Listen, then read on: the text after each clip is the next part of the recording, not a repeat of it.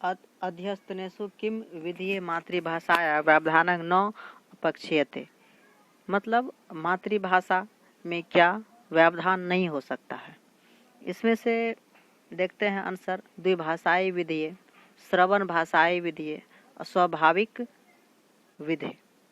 इसमें से लग रहा है जो 4 नंबर ये डायरेक्ट मेथड यानी कि प्रत्यक्ष विधि है जो इसका आंसर होगा, क्योंकि प्रत्यक्ष विधि से कदापि भी मातृभाषा का व्यवधान नहीं होगा, क्योंकि तीनों विकल्पों में मातृभाषा का व्यवधान जो है वो सिद्ध हो सकता है, क्योंकि प्रत्यक्ष विधि मातृभाषा का अवबोधक है। इसलिए इसका आंसर 3 नंबर यानी 3 नंबर नहीं 4 नंबर, सॉरी 4 नंबर इसका आंसर होगा। तो नेक्स्ट इनका है जो 4 नंबर, कहा जाता है कथा श्रवण विधि शिक्षार्थी कृते सहायक भवति। कथा श्रवण विधि शिक्षार्थी में क्या सहायक होता है। तो इसमें से ऑप्शन है श्रवण मात्रस कौशलस विकासमर्थ, यानी कि श्रवण कौशल से विकास का विकास होता है। संभाषण कौशल विकासार्थम, श्रवण संभाषणम कौशल विकासार्थम, या पठन कौशलम विकासार्थम। इसमें से यानी कथा श्रवण विधि से कुछ शिक्षण विधि की कुछ विधियां होती है, जिसमें से हम देखते हैं जो कथा यानी कि शिक्षार्थी को संभाषण कौशल तो नहीं होगा, लेकिन सी नंबर यानी कि इसका सी नंबर जो है श्रवण कौशल से विकास होगा बच्चे में, क्योंकि कथा श्रवण विधि ही प्रमुख विधि है। कथा श्रवण विधि यानी कि अगर कोई बच्चे कथा कोई सुनते हैं, तो कोई कहानी सुनते हैं, कोई कविता सुनते हैं, तो इससे श्रवण और संभाषण कौशल का विकास होता है।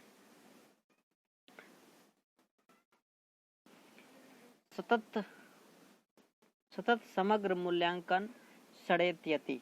सतत और व्यापक मूल्यांकन क्या होता है। सतत और व्यापक मूल्यांकन हम लोग जानते हैं। जो सतत मूल्यांकन जो है, इसमें से मूल्यांकन के 2 भाग होते हैं। सतत और मूल्यांकन के 2 भाग होते हैं।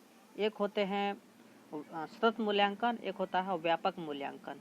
सतत मूल्यांकन जो होता है वह शुरू से लास्ट तक यानी कि फर्स्ट डे टू एंड तक, यानी कि, और व्यापक मूल्यांकन संपूर्ण मूल्यांकन होता है। इसमें से सतत समग्र मूल्यांकन कर रहा है, तो सतत समग्र मूल्यांकन इसमें से हो जाएगा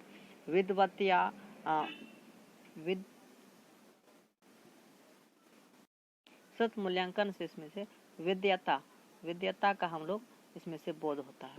विद्यता तत् संबंधिता चंग, यानी कि उसके विद्वता से, यानी कि कितना विद्वता, कितना वो आगे बढ़े हैं, इसके लिए हम मूल्यांकन करते हैं। मूल्यांकन करता किसी इष्ट का मूल्यांकन करता है, उसमें सफल होता है, तो उस कार्य का ज्ञान होता है, तो उसे ही सतत मूल्यांकन का रूप दिया गया है।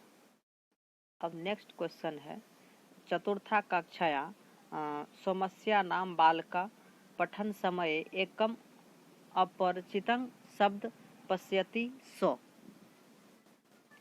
स, यानी ये कहा जाता है कि चतुर्थ कक्षा के एक सेम्या नाम का एक बालक है जो पढ़ता है एकम अपरिचितं पठस शब्दं पश्यति स। इसमें से कथा कक्षा 4 का एक सौम्या है जो पठन का एक समय अपरिचितं शब्द से वह उसको ज्ञान होता है, और कहता है इसमें से जो कौन सा ऐसा शब्द है जो उसके अनुसार है। तो कहा जाता है इसमें से जो संदर्भानुसार अर्थम अनुमानं कुर्यति, यानी कि बच्चा सौम्या जो है वो चतुर्थ क्लास में है, और वो क्या करती, एक अपरिचित शब्द से वह मतलब परिचित करा रही है। इसमें से इस संदर्भ के अनुसार हम कह सकते हैं जो अनुमान कुर्यता, यानी कि वो अनुमान लगा सकती है ना, अनुमान लगा सकती है जो ये क्या हो सकता है। यानी कि शब्दार्थ कुंचित पुष्यते, शब्द से कोई कुंचित कहता है परीक्ष्यते, नहीं ये नहीं होगा। शब्दं दुर्लभ्यं कुष्यते, शब्द से दुर्लभ होता है, नहीं। शब्दकोश शब्दयांग पश्यते, शब्दकोश से शब्द से ढूंढना, नहीं। संदर्भ के अनुसार वह क्या करता है, वह अपने ज्ञान को बढ़ा रही, यानी कि संदर्भ अनुसार, यानी वह शब्द लेखन, यानी कि यदि शिक्षण के समय ऐसा हो तो चौथी कक्षा में कोई छात्र छात्राएं पढ़ते समय किसी भी एक अपरिचित शब्द को देखती है तो वह निश्चित रूप से उस शब्द के अर्थ को जानने का प्रयास करती है। यानी कि संदर्भ अनुसारम अर्थस्य अनुमानं कुर्यात का मतलब हो गया, जो अगर कोई छात्र किसी भी एक परिचित शब्द को देखती है तो वह निश्चित ही रूप से उस शब्द के अर्थ को जानने का प्रयास करती है। इस प्रकार से इसका आंसर हो गया ए नंबर, यानी अर्थ के संदर्भ के अनुसार अनुमान लगाने की कोशिश करती है। नेक्स्ट क्वेश्चन आ जाता है 43 नंबर, 43 नंबर कहा जाता है संभाषण कौशलं, संभाषण कौशलं विकासार्था योग्यता मार्ग अस्ति छात्रेभ्य। यानी कि विकास, संभाषण कौशल विकास का क्या अर्थ है। तो ये कौशल जो है, कौशल निर्माण 5 प्रकार के छात्रों में किया जाता है। संभाषण कौशल, श्रवण कौशल और पठन कौशल। कौशल कितने, 4 प्रकार के। सु बो पोली होता है ना, तो सुनना संभाषण कौशल, बोलना श्रवण कौशल, पढ़ना पठन कौशल, लेखनन यानी कि लेखनन कौशल।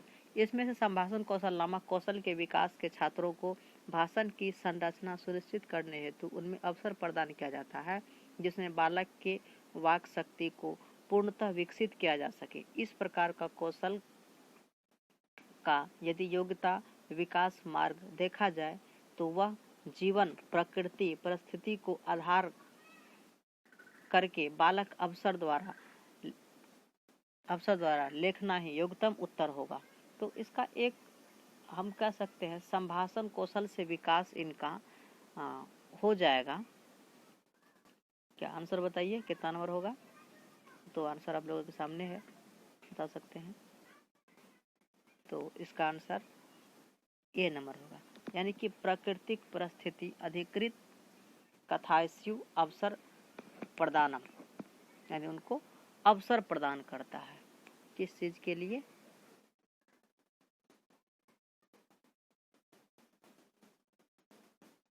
और इसका हम लोग ऐसे भी आंसर कर सकते हैं संभाषण कौशल से क्या, यानी इसमें प्राकृतिक छात्र को जीवन से संबंधित, उनसे परिस्थिति से संबंधित अगर हम उसको अवसर प्रदान करने का कोशिश करेंगे तो वो इसका योग्य आंसर हो जाएगा। देखिए इसका 1 नंबर में अनुशीलं कुर्तम अवसर प्रदानम गलत हो जाएगा, ये इसका गलत हो जाएगा। सी नंबर आदर्श समग्र श्रवणार्थम अवसरं प्रदानम, आदर्श श्रवण, ये भी नहीं होगा। जटिल ग्रंथांग पठनार्थम अवसरं प्रदानम, जटिल कार्य के लिए उसको अवसर प्रदान करना, नहीं ये भी नहीं होगा इसका। तो आंसर इसका करेक्ट हो जाएगा ए नंबर, यानी उनको जीवन, छात्र को प्राकृतिक जीवन के परिस्थिति के अनुरूप उनको क्या कर रहे हैं, अवसर प्रदान कर रहे हैं, इसलिए इसका आंसर ए नंबर ही होगा। देखिए इसमें वर्णमाला अक्षरं लेखनार्थं विद्यार्थिनः समर्थान किंतु कर्तु शिक्षकः तान् कथयति कथम अक्षरं निर्माणार्थं रेखांक कर्ण्यकः वक्र कर्ण्य पसंग करणीय इति एतद अस्ति, यानी वर्णमाला अक्षर लेखने के अर्थ में क्या समानार्थक शिक्षक क्या कर सकते हैं। तो वर्णमाला लिखने के काल में देखिए बच्चा कोई वर्णमाला अगर लिखता है या सीखता है तो उसमें हम लोग देख सकते हैं जो उनके कैसे विकास होगा, लेखन प्रक्रिया से विकास होगा, नहीं लेखन प्रक्रिया से विकास नहीं होगा। तो एक मिनट थोड़ा गड़बड़ हो गया है, बच्चे में वर्णमाला का विकास कैसे होगा? तो इसमें लेखन प्रक्रिया से, मशीन राइटिंग से नहीं, लेखन कहता है लेखन प्रक्रिया से होगा, यानी कि लेखन यंत्रणम, लेखन के यंत्र से नहीं होगा। प्रवाही लेखन से कैसे होगा? प्रवाही लेखन, रेखा लेखनम नहीं, रेखा लेखनम से नहीं होगा। इसमें से क्या होगा? सबसे पहले लेखन प्रक्रिया से ही लेखन का विकास होता है, तो लेखन प्रक्रिया बी नंबर में है। तो लेखन, यहाँ लेखन यंत्रणम है, यंत्र, लेखन यंत्र से नहीं, लेखन प्रक्रिया से ही लेखन का विकास होता है बच्चे में। आई होप कि आप लोगों को ये वीडियो पसंद आया होगा। Thank you.